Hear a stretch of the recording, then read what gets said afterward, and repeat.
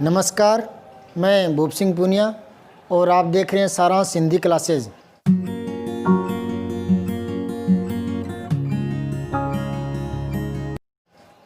आज वाक्य शुद्धि के कुछ और उदाहरण देखिए। मैंने प्रत्येक टॉपिक की प्लेलिस्ट बना रखी है, आप उसमें से देख सकते हैं।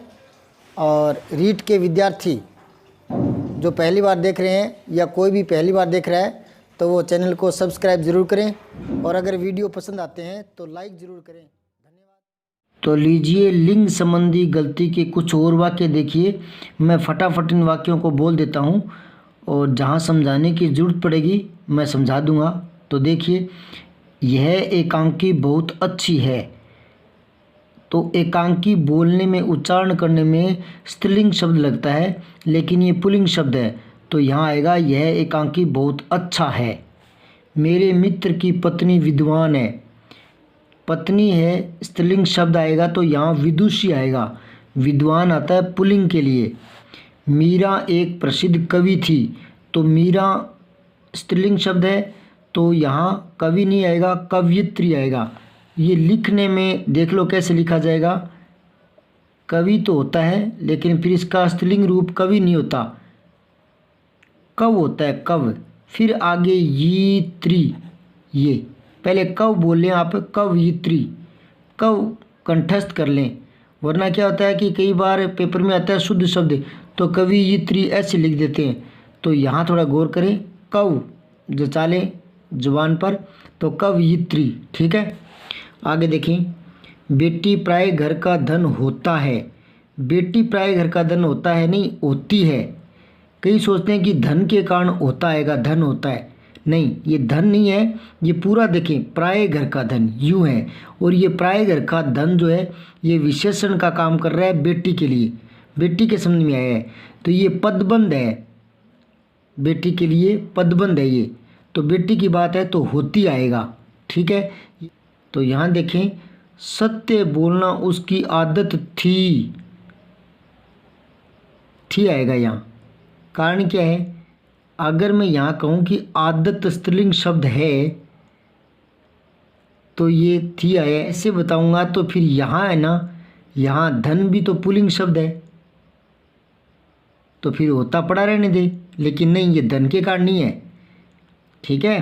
प्राय घर का धन, क्या बेटी तो होती है, ठीक है। और यहाँ देखें, यहाँ आदत स्त्रीलिंग शब्द है, केवल इसको नहीं देखें, थोड़ा वाक्य को दोबारा देखें।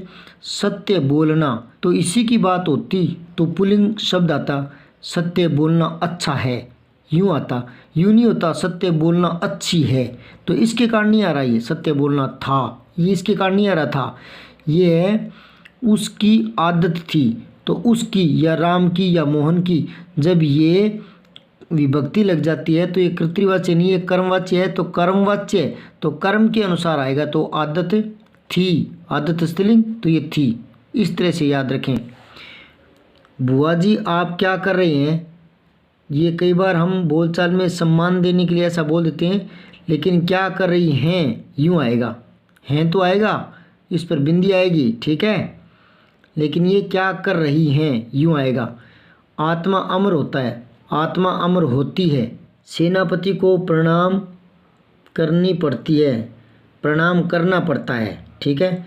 ब्रह्मपुत्र असम में बहता है, इसका विग्रह यूँ होता है कि ब्रह्मा का पुत्र है ना, ब्रह्मपुत्र, तो ये पुल्लिंग कहता है, लेकिन ये नदी के रूप में आता है। ब्रह्मपुत्र असम में बहती है, यहाँ ती आएगा।